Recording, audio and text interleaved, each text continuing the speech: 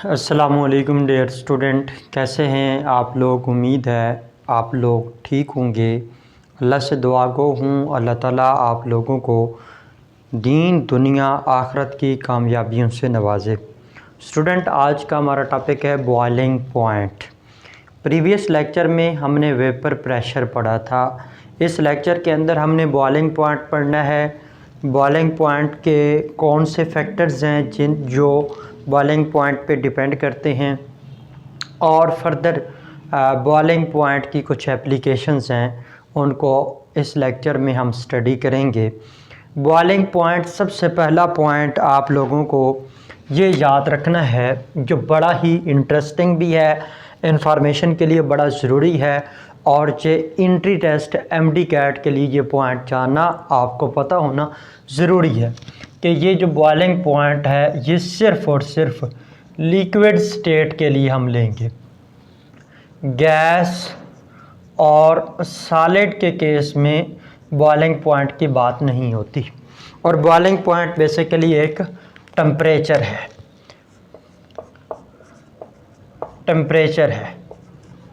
ये टेम्परेचर पे डिपेंडेंट नहीं है, बल्कि ये ख़ुद एक टेम्परेचर है जिस पे कोई लिक्विड जो है वो बॉयल होना स्टार्ट कर देता है। The temperature at which a liquid starts boiling. और ये कौन सा टेम्परेचर है, इसको डिफ़ाइन हम कैसे करेंगे, उसकी तरफ आते हैं। द टेम्परेचर एट विच, कौन सा टेम्परेचर, उसको हम डेफिनेशन की तरफ आते हैं। डेफिनेशन की तरफ, the temperature at which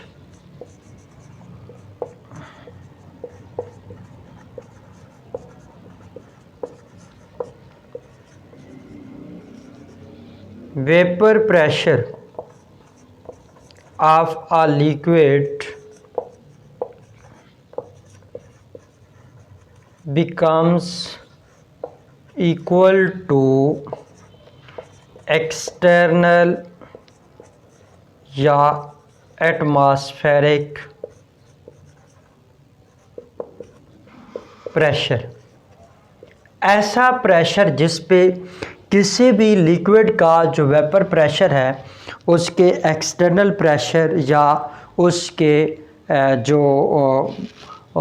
atmospheric pressure के इक्वल हो जाता है, उसको हम बॉइलिंग पॉइंट का नेम देते हैं। बॉइलिंग पॉइंट को समझने के लिए एक पॉइंट आपने याद रखना है कि ये थोड़ी सी इसके एक्सप्लेनेशन की तरफ। फॉर एग्ज़ाम्पल, ये मेरे पास एक कंटेनर था, क्लोज्ड कंटेनर। उस क्लोज्ड कंटेनर के अंदर ये लिक्विड पड़ा है, ये सारे का सारा लिक्विड है। इस लिक्विड को जब हम हीट देंगे, हीट देने के केस में इसके ऊपर जो वेपर प्रेशर बढ़ेगा और ये वेपर्स बनेंगे, और वेपर्स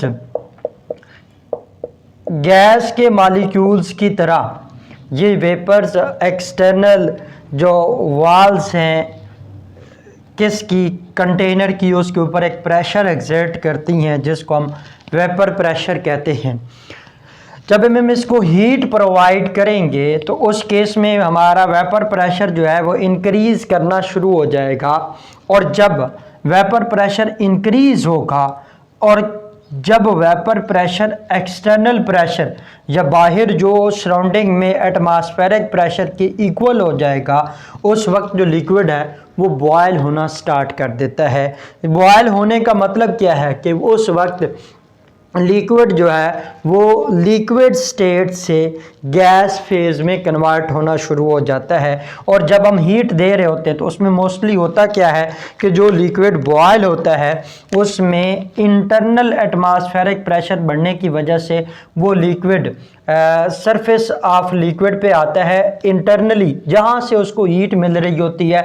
हम पानी को अक्सर जब बॉयल कर रहे होते हैं तो जिधर से हीट मिल रही होती है वहाँ उसका बबल बनता है, और बबल बनने के रिज़ल्ट में वो कहाँ पे आता है, सरफेस ऑफ द लिक्विड पे आता है। और जैसे ही सरफेस ऑफ लिक्विड पे आता है और वो बस्ट कर जाता है, उस पॉइंट को हम बॉइलिंग पॉइंट कहते हैं। अगली बात पे आए कि जो बॉइलिंग पॉइंट है इसकी डिपेंडेंस किस चीज़ पे है। इस पॉइंट्स को आपने समझने के लिए चंद पॉइंट्स आपने याद रखने हैं। ये एंट्री टेस्ट के लिए भी ज़रूरी है और जनरल इंफॉर्मेशन के लिए आपको ये पता होना भी ज़रूरी है। क्या कि जो वेपर प्रेशर है ये इन्वर्सली प्रोपोर्शनल है किसके, इंटरमॉलिक्यूलर फोर्सेस के साथ।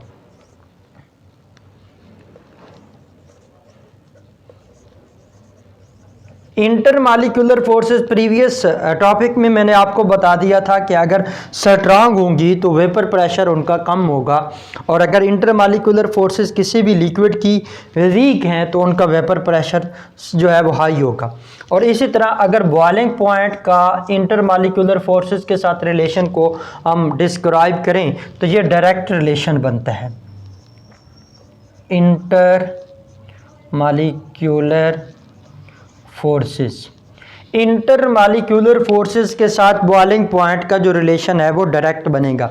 इसका मतलब क्या है कि अगर हमारे पास इंटरमॉलिक्यूलर फोर्सेस किसी लिक्विड की स्ट्रांग हैं तो उसका वेपर प्रेशर जो होगा वो कम होगा, लेकिन उसका बॉइलिंग पॉइंट जो है वो हाई होगा। और अगर बॉइलिंग पॉइंट की बात करें तो उसमें यही बात है कि जितने इंटरमॉलिक्यूलर फोर्सेस स्ट्रांग होंगी उतनी हमें जो बॉइलिंग पॉइंट है उतना उसका ज़्यादा होगा। रीज़न क्या है, क्योंकि जो बॉइलिंग पॉइंट है ये टेम्परेचर के साथ डायरेक्ट रिलेशन में है। इसका मतलब क्या है, इंटरमॉलिक्यूलर फोर्सेस के साथ डायरेक्ट रिलेशन में है। जितनी इंटरमॉलिक्यूलर फोर्सेस ज़्यादा होंगी बॉइलिंग पॉइंट उतना हाई होगा, और जितनी इंटरमॉलिक्यूलर फोर्सेस वीक होंगी उतना ही बॉइलिंग पॉइंट जो है वो वीक होगा। अब रीज़न क्या है कि अगर किसी लिक्विड की इंटरमॉलिक्यूलर फोर्सेस स्टूडेंट स्ट्रांग हैं तो उसको उसका जो वेपर प्रेशर है, जहरी बात है, वो मुश्किल से बनेगा। उस मुश्किल से बनने का मतलब क्या है कि उसे वो हीट को ज़्यादा अब्जॉर्ब करेगा। जब हीट को ज़्यादा अब्जॉर्ब करेगा तो उसका वेपर प्रेशर तब वो एक्सटर्नल प्रेशर के इक्वल होने के लिए वो उतनी ज़्यादा एनर्जी या हीट को अब्जॉर्ब करेगा और उतनी वो उसको वो टेम्परेचर को ज़्यादा गेन करेगा, जिसकी वजह से उसका बॉइलिंग पॉइंट जो है वो हाई हो जाएगा। मेरे पास 3 लिक्विड हैं, अब मैं उसकी बात करता हूँ। मिसाल के तौर पर डाई इथाइल ईथर की बात करता हूँ। ये एक डाई इथाइल ईथर है। दूसरा मैं इथाइल अल्कोहल की बात करता हूँ।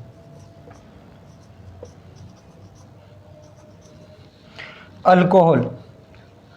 और तीसरी हम बात कर लेते हैं वाटर की। इनमें सबसे ज़्यादा इंटरमॉलिक्यूलर फोर्सेस जो स्ट्रांग हैं वो वाटर की है। इसी वजह से इसका जो बॉइलिंग पॉइंट है, इनके बॉइलिंग पॉइंट की बात करें तो ये 34.6 डिग्री सेल्सियस है, और ये 78 डिग्री सेल्सियस है, और ये 100 डिग्री सेल्सियस है।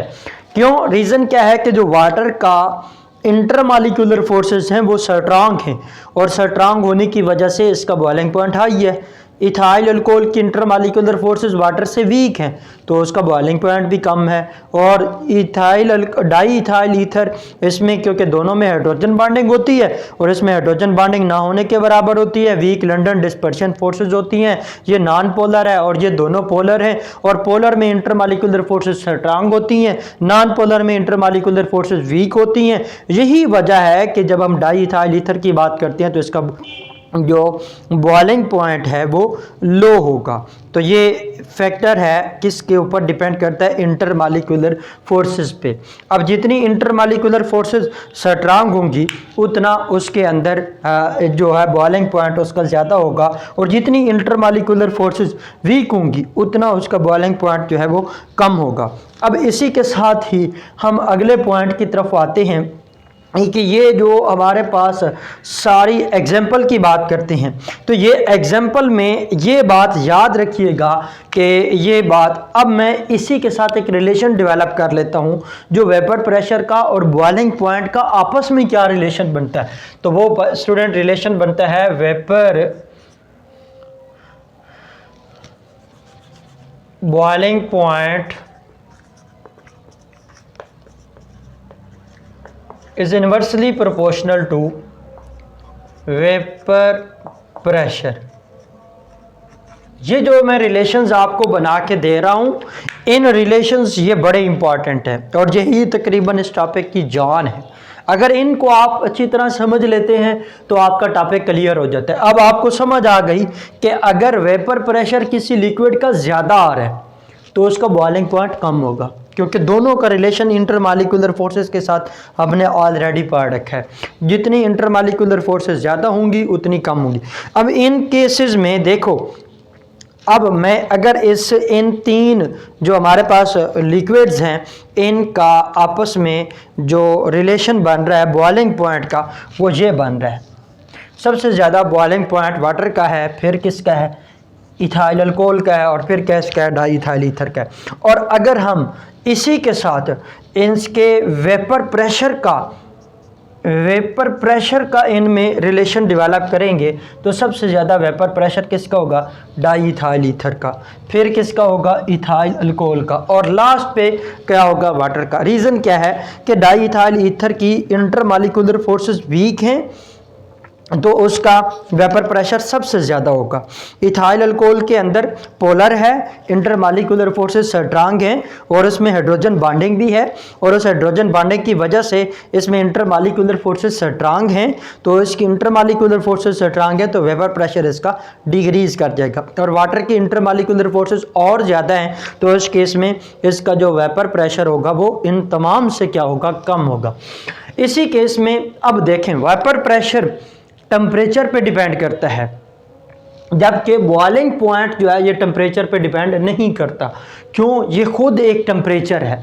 कौन सा टेम्परेचर, जिस पे कोई लिक्विड बॉयल होना स्टार्ट कर देता है, और कौन सा टेम्परेचर जिस पे किसी भी लिक्विड का जो वेपर प्रेशर है उसके एक्सटर्नल प्रेशर या एटमॉस्फेरिक प्रेशर के इक्वल हो जाता है। तो फिर जब किसी लिक्विड का वेपर प्रेशर उसके एक्सटर्नल प्रेशर या एटमॉस्फेरिक प्रेशर के इक्वल हो जाएगा तो देन लिक्विड क्या करता है, बॉयल होना स्टार्ट कर देता है। अब हम कुछ इफेक्ट ऑफ इंटरमालिकुलर फोर्सेस का देखेंगे बॉइलिंग पॉइंट पे, और उसकी कोई ग्राफिकल एक्सप्लेनेशन की तरफ आते हैं। मैं एग्जाम्पल के साथ भी बात कर देता हूं। एग्जाम्पल क्या है, ये बात याद रखिएगा कि जो बॉइलिंग पॉइंट है ये डिपेंड किस पे कर रहा है, एक्सटर्नल प्रेशर पे। और ये रिलेशन भी आप बल्कि लिख दें कि इस एग्जाम्पल से लिख देते हैं कि बॉइलिंग पॉइंट का एक्सटर्नल प्रेशर के साथ जो रिलेशन है वो डायरेक्ट है, इसलिए ये हमेशा एक्सटर्नल प्रेशर पे डिपेंड करता है। अब जब हम कहते हैं ना कि 100 डिग्री सेल्सियस, तो फिर ये एक ख़ास स्पेसिफिक टेम्परेचर पे लेते हैं। मिसाल के तौर पर मैंने कहा बॉइलिंग पॉइंट ऑफ वाटर, ये क्या है, 100 डिग्री सेल्सियस। इसके साथ मुझे प्रेशर को मेंशन ज़रूर करना पड़ेगा, क्योंकि अगर प्रेशर एक्सटर्नल प्रेशर हम चेंज कर रहे हैं तो फिर ये जो हमारा प्रेशर है, ये सॉरी टेम्परेचर है, ये चेंज होगा। इसको हम कहेंगे 1 atm या इसी को हम कहते हैं 760 टॉर पे।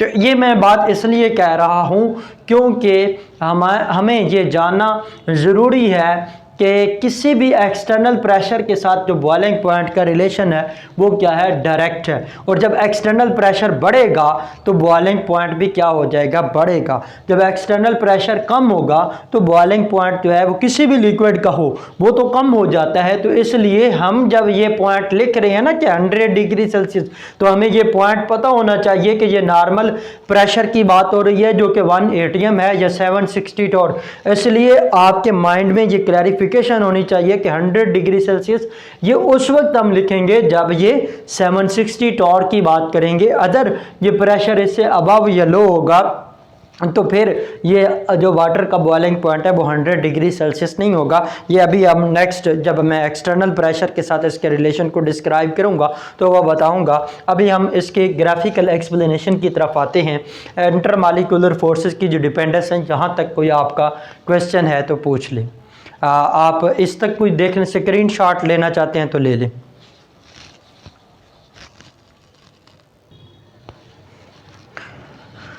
जी स्टूडेंट, नेक्स्ट हम बात कर रहे हैं effect of intermolecular forces on boiling. ये बात मैंने ऑलरेडी आपको बता दी कि जो बॉइलिंग पॉइंट का इंटरमॉलिक्यूलर फोर्सेस के साथ रिलेशन है वो डायरेक्ट है। जितना इंटरमॉलिक्यूलर फोर्सेस किसी लिक्विड की स्ट्रांग होंगी उतना बॉइलिंग पॉइंट उसका हाई होगा। मैंने ये 3 एग्जांपल लिखी, डाई इथाइल ईथर, जो इथाइल अल्कोहल और वाटर का। इसी का हम एक ग्राफ की फॉर्म में एक्सप्लेनेशन करेंगे। मेरे पास ये एक ग्राफ है, यहाँ पे मैं टेम्परेचर ले रहा हूँ, टेम्परेचर डिग्री सेल्सियस के अंदर ये इधर चल रहा है, ये 0, ये मैंने कहा 20, ये 40 और ये आ गया 60 और ये आ गया 80, ये आ गया 100, ये 120। अच्छा, यहाँ पे अगर मैं बात करूँ तो ये इसी तरह हम बॉइलिंग पॉइंट को भी ऊपर ले जाएंगे। ये 100, ये 200, ये फिर 300 और ये इसके साथ 400, फिर 500, या उसकी बजाय आप बेहतर है हम यहाँ थोड़ा सा चेंज कर लेते हैं, 200 कर लें, यहाँ 400, यहाँ 600, यहाँ 800 और ये 1000।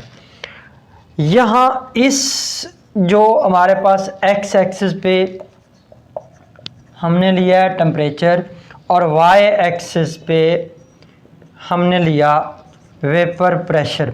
ये यानी यहाँ से ऊपर वेपर प्रेशर इंक्रीज़ कर रहा है और यहाँ से इधर टेम्परेचर इंक्रीज़ कर रहा है।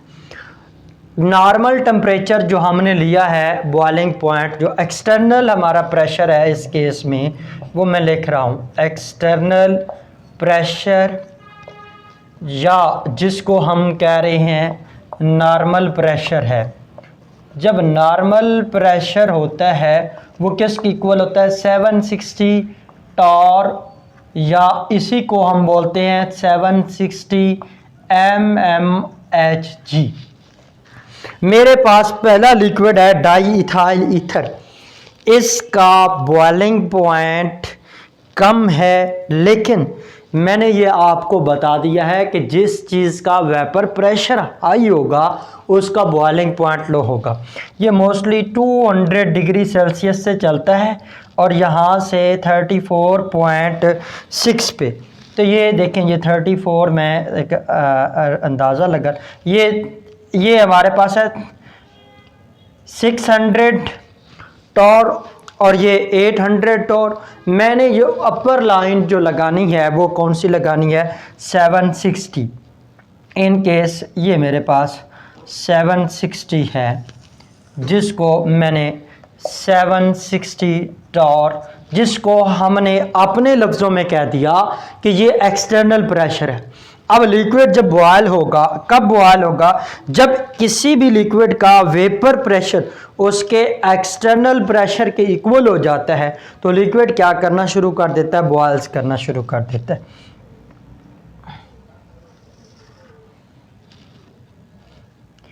ये मैंने ये लिखा, ये है डाई इथाइल ईथर।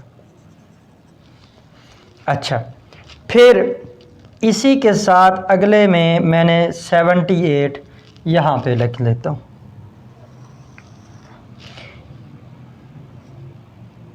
ये है जी इथाइल अल्कोहल। अच्छा, यहाँ से वाटर की बात कर लेते हैं और ये मेरे पास 100 है।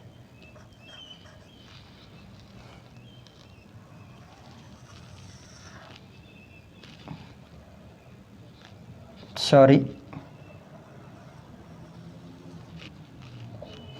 ये अब ये जो हमारे पास आ रही है ये किस चीज़ के लिए है, वाटर के लिए। अब सुने, ये जो पॉइंट है ना, इसको जब हम डाउनवर्ड लेके आएंगे तो ये जिस टेम्परेचर पे जाके कट ऑफ करेगा वो बेसिकली इसका इसको मेजर कैसे करती हैं, इस पॉइंट को नीचे लेके आए जहाँ तक वो आ रहा है, यानी कब उसका ये जो लेयर, ये जो कर्व जा रही है, ये बेसिकली उसके वेपर प्रेशर को रिप्रेजेंट कर रही है। किस तरह, जैसे जैसे टेम्परेचर बढ़ता जा रहा है ये वेपर प्रेशर क्या हो रहा है, इंक्रीज हो रहा है। जब ये वेपर प्रेशर उसके एक्सटर्नल प्रेशर के इक्वल हो गया तो वो लिक्विड क्या करना शुरू कर देता है, बॉयल करना शुरू कर देता है। और वाटर ने ये 100 डिग्री सेल्सियस पे जाके जब 100 डिग्री सेल्सियस टेम्परेचर पहुंचा तो वाटर का जो वेपर प्रेशर है वो उसके एक्सटर्नल प्रेशर के इक्वल हो गया। इसी तरह डाई इथाइल ईथर का जो था ये क्या होगा, 78 पॉइंट पे जाके ये कितना इसका टेम्परेचर है, वाटर का है 100 डिग्री सेल्सियस, इसका कितना है 78 डिग्री सेल्सियस, और इसका कितना है ये डाईइथाइल ईथर का, और ये 34.6 डिग्री सेल्सियस। अब देखें इन तीनों केसेस में वाटर की इंटरमॉलिक्यूलर फोर्सेस ज़्यादा थी, उसका बॉइलिंग पॉइंट हाई है। हमें ये पॉइंट इससे क्लियर पता चल रहा है कि अब देखें इस डायग्राम को अगर आप देखें तो वाटर का जो बॉइलिंग पॉइंट है, बॉइलिंग पॉइंट वो 100 डिग्री सेल्सियस है, जबकि इसकी इंटरमॉलिक्यूलर फोर्सेस स्ट्रांग हैं तो इसका बॉइलिंग पॉइंट हाई है। जबकि वेपर प्रेशर की तरफ देखें ये ऊपर जा रहे हैं तो इसका वेपर प्रेशर बिल्कुल लो है, तकरीबन कितना बन रहा है वेपर प्रेशर, ये मैं कहता हूँ 4.3 या 8, ये इतना बन रहा है, जो कि किस में आ रहा है, टॉर में आ रहा है। इसी तरह अब मैं अगर बात करूँ ये डाई इथाइल ईथर की, तो डाई इथाइल ईथर का फार्मूला होता है C2H5O, डाई इथाइल ईथर। इसका जो बॉइलिंग पॉइंट है ये कम है, देखें 34.6 डिग्री सेल्सियस, लेकिन इसका वेपर प्रेशर क्या है सबसे ज़्यादा, कितना 200 टॉर्च या 200 mmHg। तो यहाँ से हमें क्लियर पता चल रहा है, ये जो हमने डायाग्राम बनाई है कि वेपर प्रेशर टेम्परेचर पे डिपेंडेंट था, इसलिए मैंने वेपर प्रेशर का टेम्परेचर के साथ जो ग्राफ बनाया है। बॉइलिंग पॉइंट का स्टूडेंट नहीं बनाना, क्योंकि बॉइलिंग पॉइंट एक खुद टेम्परेचर है, वो टेम्परेचर पे डिपेंड नहीं करता। अब यहाँ से हमें क्लियर पता चल गया कि डाई इथाइल ईथर की इंटरमॉलिक्यूलर फोर्सेस वीक हैं तो उसका वेपर प्रेशर क्या है, हाई है, और उस जिस चीज़ का वेपर प्रेशर हाई हो उसका बॉइलिंग पॉइंट क्या होता है, लो होता है। इसके दूसरे लफ्ज़ों में ये आए कि जिस लिक्विड की इंटरमॉलिक्यूलर फोर्सेस वीक होंगी उसका वेपर प्रेशर क्या होगा, हाई होगा, और उसका बॉइलिंग पॉइंट क्या होगा, लो होगा। ये हमें क्लियर इन्फॉर्मेशन मिल गई। इसी तरह इथाइल अल्कोहल की बात करें, इसमें इंटरमॉलिक्यूलर फोर्सेस स्ट्रांग थी तो इसका देखें प्रेशर भी, वेपर प्रेशर कम है। इंटरमॉलिक्यूलर फोर्सेस स्ट्रांग हैं तो वेपर प्रेशर क्या हो गया, कम हो गया। अब वेपर प्रेशर कम हुआ है तो जबकि इंटरमॉलिक्यूलर फोर्सेस स्ट्रांग है तो बॉइलिंग पॉइंट इसका क्या हो गया, वो हाई हो गया, बढ़ गया। वाटर का वेपर प्रेशर तकरीबन ना होने के बराबर है। ये कर्व कहाँ से स्टार्ट हो रही है, 0 से बिल्कुल करीब 4 टॉर पे प्रेशर ना होने के बराबर है। तो अब देखें यहाँ से जब ऊपर जा रहे हैं तो वाटर ने बॉयल किया है 100 डिग्री सेल्सियस पे, क्यों, इसकी इंटरमॉलिक्यूलर फोर्सेस स्ट्रांग थी तो इसका वेपर बॉइलिंग पॉइंट हाई होगा, लेकिन इसका वेपर प्रेशर क्या होगा, लो होगा। तो ये हमारे पास effect of intermolecular forces on boiling point था। ये उसकी हमने ग्राफिकल एक्सप्लेनेशन की तरफ हमने देखा कि जो ये टेम्परेचर के बढ़ने के साथ साथ उनका वेपर प्रेशर तो इंक्रीज़ कर रहा है, लेकिन किसी भी लिक्विड का जब वेपर प्रेशर एक्सटर्नल प्रेशर के इक्वल हो जाएगा, उस एक्सटर्नल प्रेशर पे लिक्विड जो है वो बॉयल होना स्टार्ट कर देता है। और उस टेम्परेचर को जब किसी भी लिक्विड का वेपर प्रेशर उसके एक्सटर्नल प्रेशर के इक्वल हो जाएगा तो देन उस टेम्परेचर को हम बॉइलिंग पॉइंट का नाम देते हैं। तो that is the boiling point of the these liquids और उसके साथ इंटरमालिक्यूलर फोर्सेस का भी हमने रिलेशन पढ़ा। नेक्स्ट हम एक्सटर्नल प्रेशर का वेब बॉइलिंग पॉइंट का एक्सटर्नल प्रेशर के साथ इफेक्ट देखते हैं और इंटरमालिक्यूलर फोर्सेस को देखते हैं।